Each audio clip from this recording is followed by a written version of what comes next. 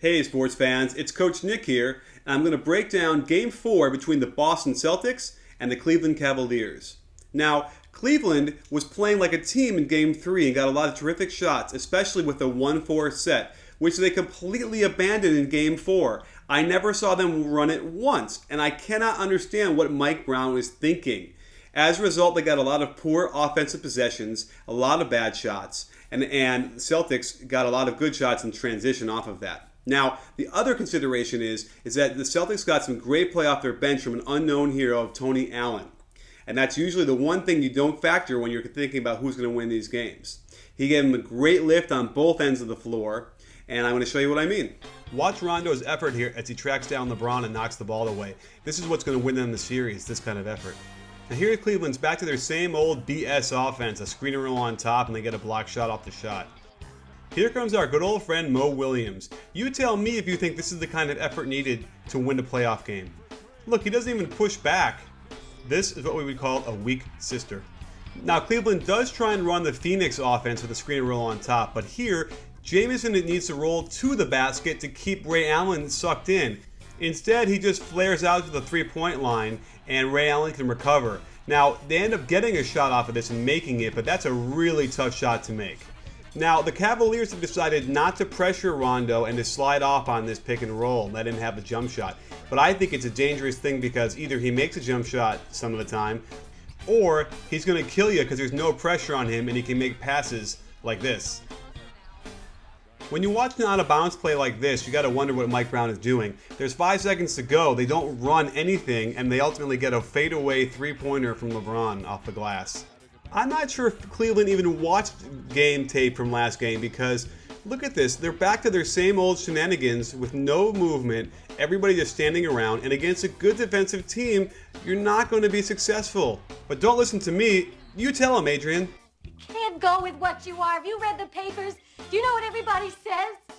It's suicide. You can't win. Thanks, Adrian. Now here, Cleveland at least gets some side-to-side action going on and making the Celtics move a little bit, and they ultimately get a shot off of it. They try to run the Suns' pick-and-roll offense again, but this is where they're sloppy. Anthony Parker should be deep in the corner and has to wait for Shaq to clear. Because he went so early, Paul Pierce can guard both Shaq and Parker and still have time to close out and then let Shaq's man get in position to stop the shot. Here's the unsung hero in Kendrick Perkins. Watch his hustle and effort as he sprints down the floor. Because he does this, Anthony Parker is forced to help out on him and he can't guard Ray Allen. Now Rondo gets applause for the pass and Allen gets it for the shot, but it's Perkins who makes this play happen. The Celtics have some very poor habits on defense. Watch Paul Pierce as he completely loses his man and his man cuts back door for a layup. They're very lucky that it went out of bounds. This is what keeps Cleveland in these games. That said, watch the incredible effort that Ray Allen exhibits on defense against LeBron. Watch where LeBron ends up having to catch the ball. Terrific. Even better, he gets in his face, lets him know he's not going to back down. This is some good stuff here for the Celtics. You know you're in trouble on defense when you start looking around for help. Let me tell you, there isn't any help, and boy, he goes right by him. Now finally, KG gives us an example of a really good hedge. The Celtics are actually in good position until LeBron does an amazing move where he fakes the ball in the air and then passes on the way down. Now Cleveland has said do not hedge on these screens, let Rondo shoot the ball, but if you give him a head of steam, he's going to get to the basket, he's so quick and he can finish. Back to our weak sister Mo Williams. I really think he's a terrible point guard because he doesn't read the floor very well.